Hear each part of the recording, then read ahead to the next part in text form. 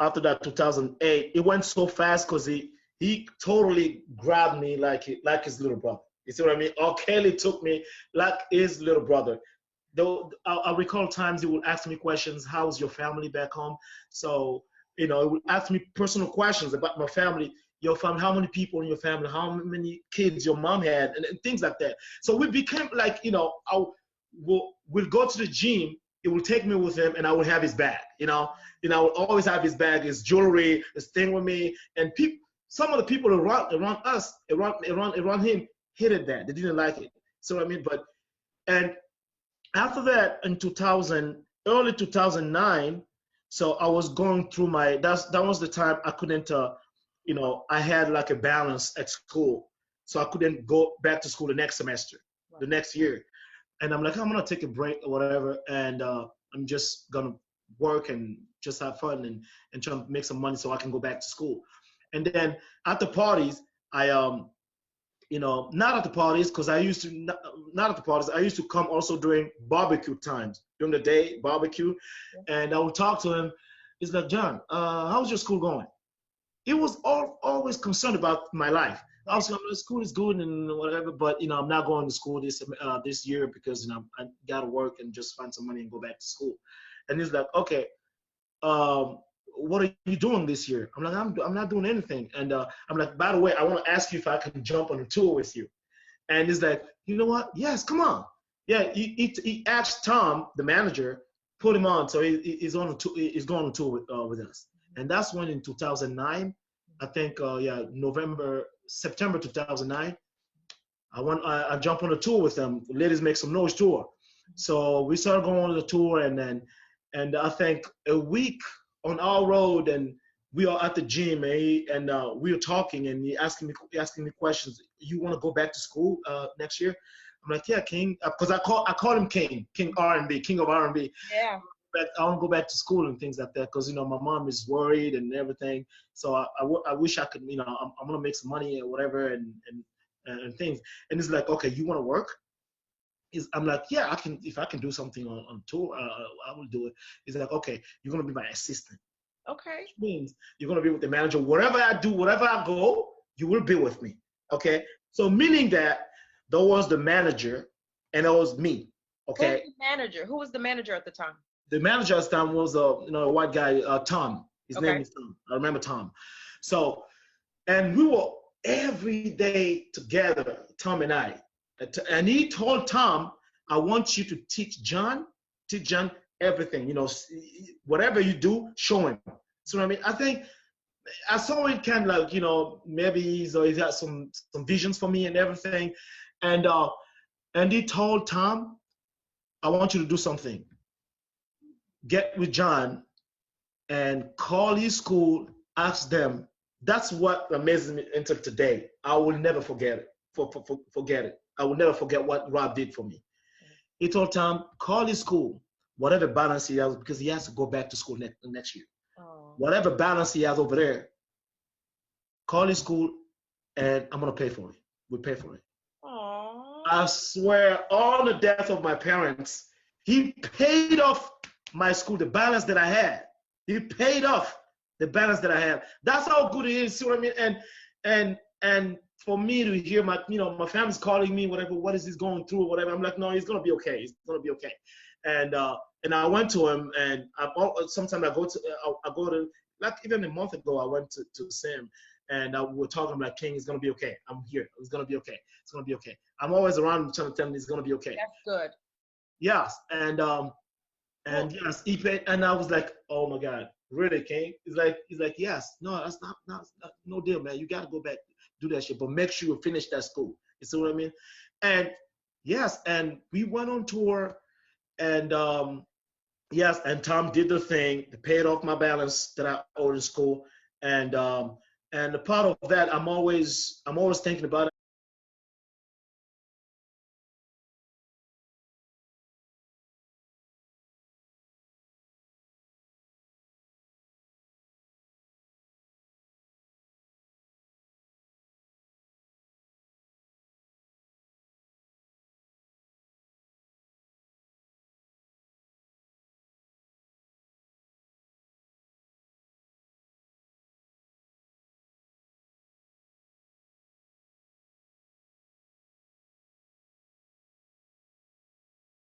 attorneys representing R. Kelly, who's facing multiple charges in several states. Attorney Leonard, thank you again. So let's jump right in. Mr. Kelly, as we all know him as is R. Kelly, he was in court in New York federal courtroom Thursday, and we understand you joined by phone from Chicago.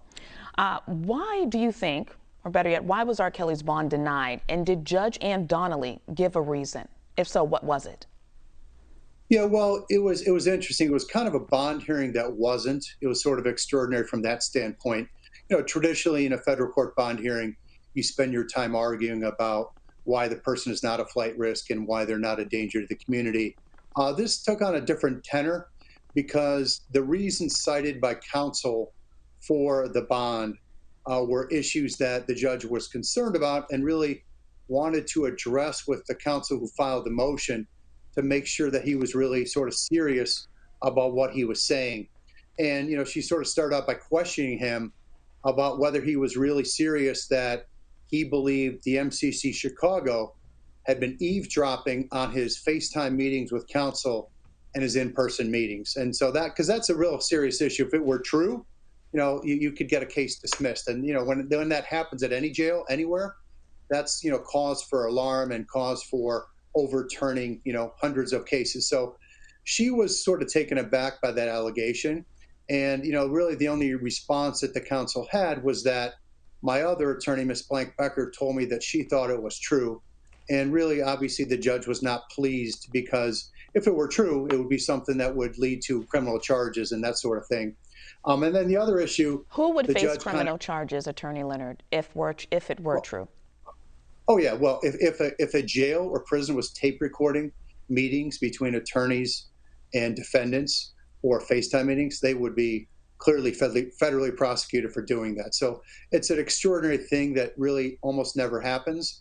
And if you want to make an allegation like that, you better make sure that it's true. And that's kind of what the judge was pointing out to the attorney. Got it. Okay. We also know that the judge also kept that August 9th court date, which gives the new attorneys very little time, as we discussed yesterday. I think the word we were trying to pronounce was Herculean efforts to get up to speed. See, I came back strong today. I got it right. You did. You did. Were you practicing? We both practice, exactly. Yeah. So now they literally have to race to get up to speed, but they did push back opening statements. Does this help his new defense team prepare now? And will you be joining? We also know that you requested to be removed from the case, you and attorney Steve Greenberg. Well, we won't be joining, but keep in mind, up until a couple weeks ago, you keep characterizing them as a new defense team, but Mr. Farinella, Ms. Blank-Becker, they've been involved for more than a year, maybe a year and a half. So they were participants in all the FaceTime calls 3 times a week with Mr. Kelly, and they had the opportunity, if they wanted to go meet with him in person in Chicago. So they're really not new to the case at all. They've been with the case, since really almost its inception. The only new person is the trial lawyer that the 2 remaining lawyers brought in a trial lawyer because, as we've talked about, they just don't have federal criminal trial experience at all. So they brought in Mr. Kanek to essentially try the case. So we won't be joining that team. And, I think next week when the judge finishes what we talked about a couple times, this Curcio hearing, then she will allow our motion to withdraw. But as we talked about previously, it's a procedural step. She can't let us out until she vets with Mr. Kelly in court to his face whatever conflicts might exist with Ms. Blank-Becker, and also give his court-appointed counsel from New York the chance to meet with Mr. Kelly in person and explain those potential conflicts to him, which I understand that meeting is taking place today. Now, you mentioned if a jail, was recording. Let me start over. Mr. Kelly assumed, or he felt, that someone was listening to his conversations. Now with the judge saying that they can essentially meet every single day. Do you think that will happen? And does that still run the risk of him not feeling comfortable being open and honest, and better yet, transparent with his legal team while still meeting in jail? Well, just keep in mind, it wasn't Mr. Kelly that thought his meetings or calls were being recorded. I mean, I was on dozens of those calls, right? And I also met with him in person. I had no belief ever that they were being recorded. Okay, what happened was an investigator from suburban New York went to the jail. He had never been to the MCC Chicago in his whole life. And that was in like May, right? And he saw there was like kind of a box on the wall in the attorney meeting room, which in days of yesteryear, they used that to have cameras so that, you know, people could appear in court by video. And they don't use that anymore. There's no cameras in those boxes, right? But the investigator who was unfamiliar with the facility assumed that, oh, wow, you know, maybe they have the capacity to tape us, which they don't, and they would never do because it would be incredibly stupid. It would be the quickest means to get a case dismissed in federal court that you can possibly imagine, and all the guards at the jail would get federally prosecuted. So there's no concern that he was being taped in Chicago, and obviously all four of the attorneys were involved in all those FaceTime calls. There was no taping going on, and it wasn't really Mr. Kelly that brought the concern forward. It was that investigator who was just unfamiliar with the workings of Chicago MCC. Likewise, now Mr. Kelly is in the MCC in New York, in Brooklyn. There's no possibility that they're going to try to tape his meetings with the lawyers. That will never happen. And again, if it did, the attorneys will probably welcome it because they'd get the case dismissed immediately. So there's no concern there. And the good thing is Mr. Kanek, the new trial lawyer, will have the chance, if he wants, to meet with R. Kelly, you know, every day of the week, including Saturday or Sunday, 8 hours a day. But, you know, realistically, of course, he's not going to spend all his time doing that. When you're preparing for trial, you're going to be keenly focused on, you know, developing your cross-examinations and getting ready for trial in that respect. But it is good that the judge is entering an order requiring that facility in Brooklyn to give them essentially unfettered access to Mr. Kelly. But remember, the other two attorneys have had that kind of access for a year. But it's important for Mr. Kanek, who's really going to try the case, to have that access to get the relationship with Robert Kelly going, to understand Robert's insight into all these witnesses who are going to testify against him. So it's extremely important that Mr. Kanek have that time with R. Kelly, and it'll be quite useful. Attorney Leonard, yes or no? We know you're going to be removed from this case, but he has other cases as well. Will you be representing him in those cases? That's something we're still talking about. So we don't have a decision on that. We're taking that under advisement, and we're not worried about that right now. The biggest thing for Robert is this case in New York, which is a winnable case. It's based upon a strange legal theory that doesn't fit R. Kelly's band, which is called the RICO statute. So this should be the focus, this case, winning this case, and not worrying about anything else. Got it. Attorney Leonard, thank you for joining us on BNC. We appreciate you. I see what you're doing for Big Bro. Keep going, man. Free R. Kelly, too, man. Put that on my live. Free Kales, man. Free Big Bro. He'll be out of there soon. They ain't got nothing on him.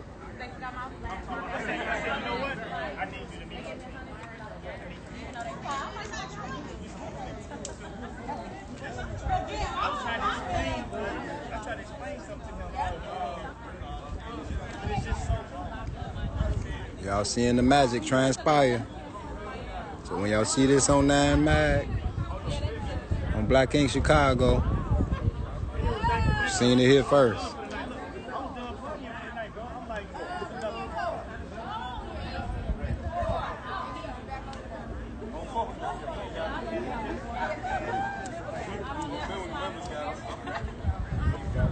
Oh yeah.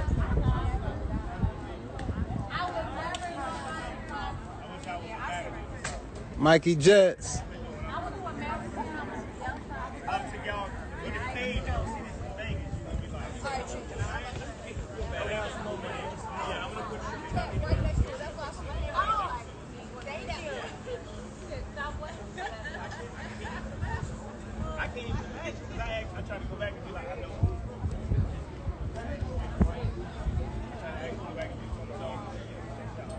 See cheeks.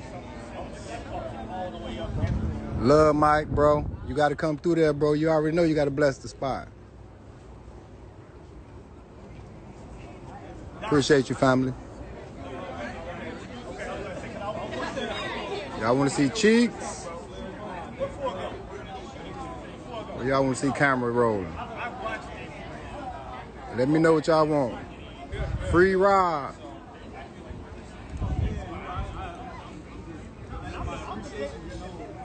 They owe him an apology, man. They gonna owe him a big apology.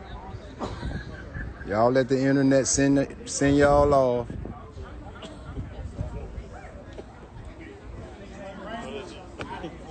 Cheeks it is.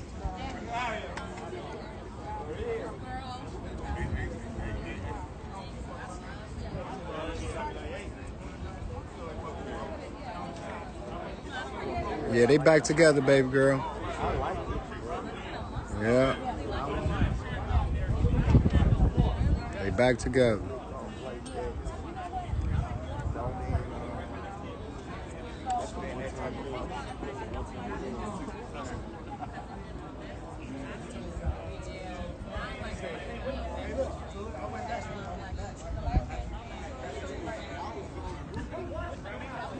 Hey, y'all ain't realized music ain't been the same?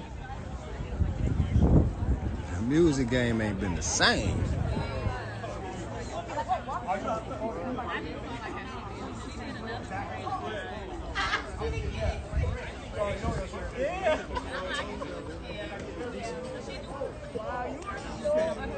What's up, Alexis?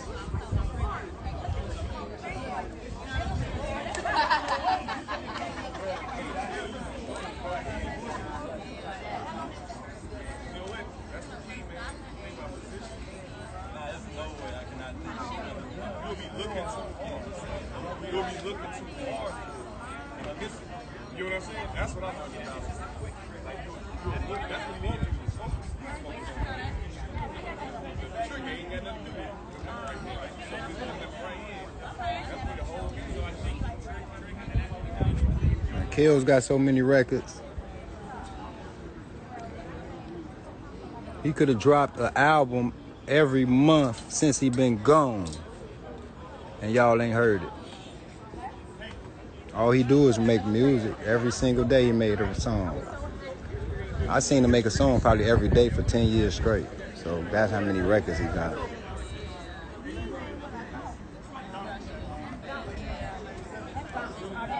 I'm blessed.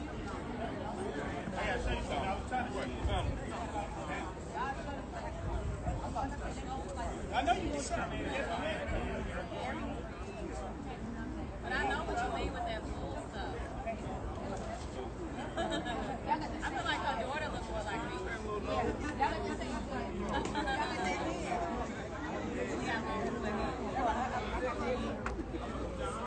They trying to break him, but they don't realize that he ain't like other celebrities.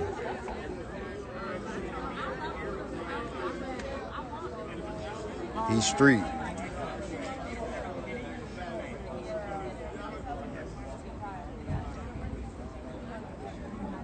Really? Okay.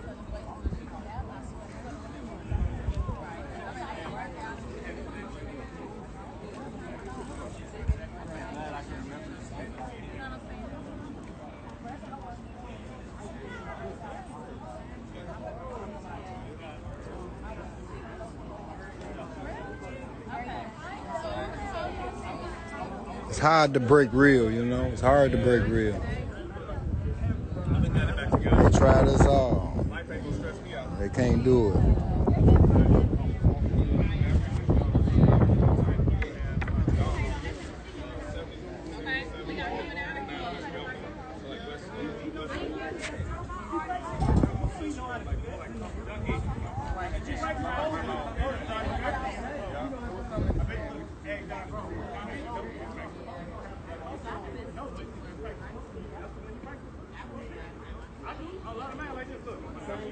Straight up, Keisha. I already know it. Ain't too many of them on the internet though, boy. It's crazy.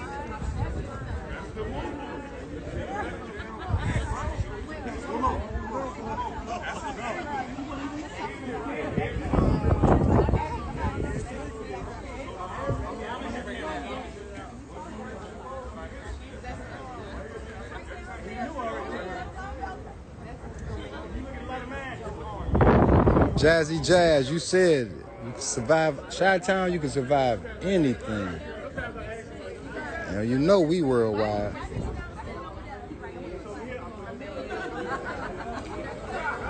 Anywhere I go, it's a breeze. I hear you, nephew. I'm gonna go live next when I'm at my spot, man. Y'all gotta see the inside of Gumbo Art if y'all didn't make the grand opening. It's super dope. I worked on it for 10 months now. It took me 10 months to get it to look like it looked. I didn't post or nothing. I just was on something, you know. Only like close family knew that what I was doing. I just wanted to just get my vision off the ground without trying to post it, and you know, we real, man. We don't post everything. We just do it.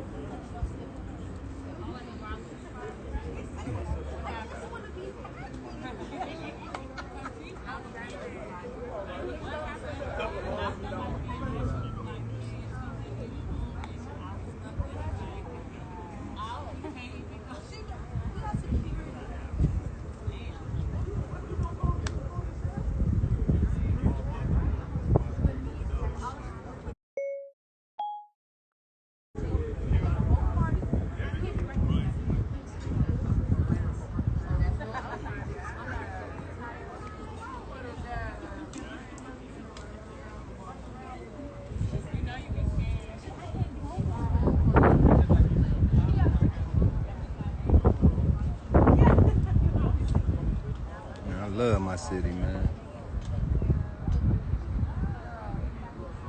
I've been all over. I got to get back to the shop, man. Every time I'm going along. Ain't nothing like it.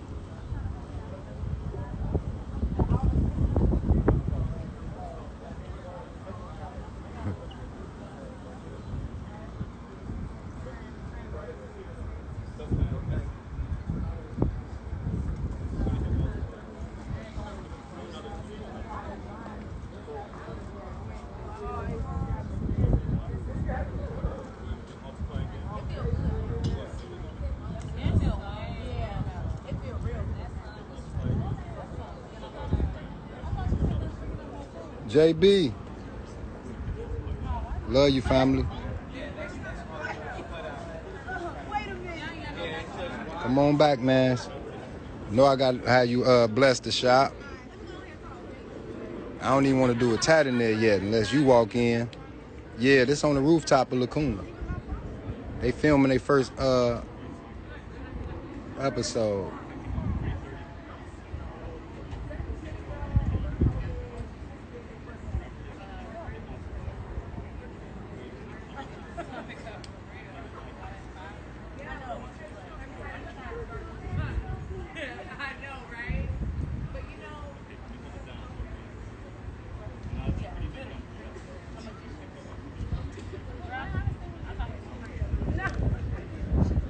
My magician, George, you know.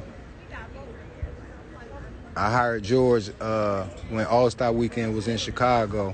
When me and Jabba had the spot at Bureau Bar, we hired George. His magic was so unbelievable. And just from there, I just started plugging him with everybody, man. Because you know if he blew my mind, I knew he can blow anybody's mind with that magic.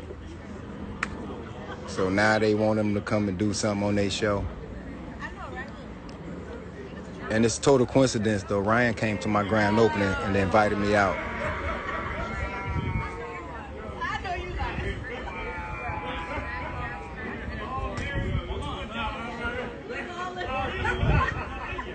Keisha, I swear, I'm finna get the magic trick.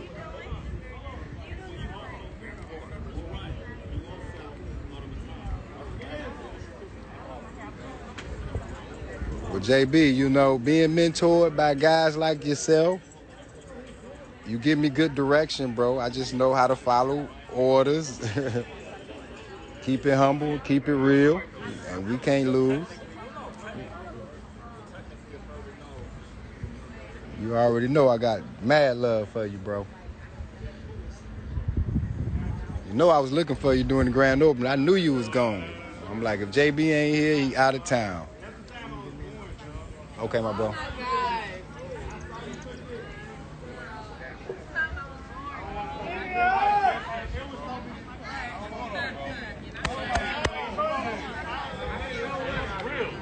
Look, George over there blowing their mind on camera now.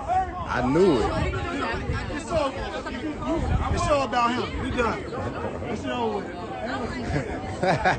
He came last weekend. He said the show about him is over with. George owed me his first check.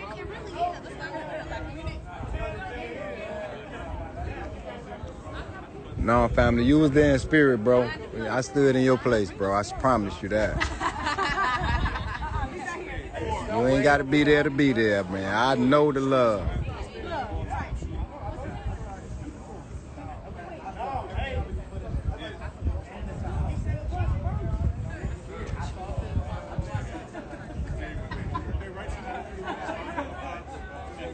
Let me go and stand over here so y'all can see me on TV. Hold up.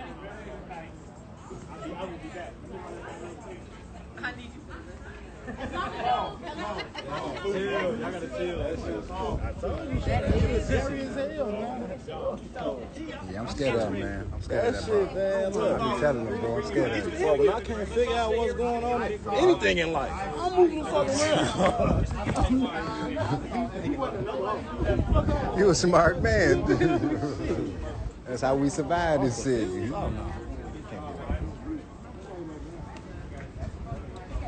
This motherfucker doing car tricks. I ain't never seen him on life. She had a car there on shoot. Take a JB, I hear you. That's why I... Once again, free rapper Sylvester Kelly. And August 6th and August 7th, Daddy Lolo will be holding a march going to Sony and Lifetime to bring awareness for Robert Sylvester Kelly, which will be on a Friday and a Saturday. Hope everybody can make it. I will try to put the time and the colors for the shirts for Friday and Saturday in my next video. But stop listening to the rumors that you hear about Daddy Lolo this, Daddy Lolo that. And also shout out to Bubba Rubrics for putting out the truth. Same thing that we're all saying. All this stuff about Robert Sylvester Kelly is negativity, and negativity sells, lies sell, false narratives sell. So when you keep hearing these things, try to avoid it, because they will do anything and say anything to try to tear Robert Sylvester Kelly's name down. Also, people that really support him and that's really stamping, doing positive stuff for him, they will try to sabotage it, and they will talk down on these individuals, because in all reality, they are doing nothing for Robert Sylvester Kelly. It's not about nobody bragging about what they do for Robert, but at the end of the day, you give credit where it's due, especially for people that has families, jobs, and things outside of this case, but willing to put time in and take time out of work, their families, their jobs, to do things for Robert Sylvester Kelly. So let's make that very clear. It's not a lot of people who can put their time aside and take off work, lose money. It's a lot of us that's not monetized, who's not making no money off this YouTube. Maybe they get a couple donations, but it's a lot of us that put more out than we receive. So again, stop listening to the narratives Daddy Lolo is doing a very good thing. And of course, you got people that want to sabotage it because they don't want to see nothing good come for Robert Sylvester Kelly. This March, from August 6th to August 7th, is a very good thing for Robert. Period. Point blank. Anything that's bringing awareness and where people get to speak their truth about how they feel about Robert and to show their support, that is a plus. So anybody sabotaging it or talking down on it, now you think, are they really for Robert Sylvester Kelly? Because who would sabotage a march to bring awareness for Robert right before his trial?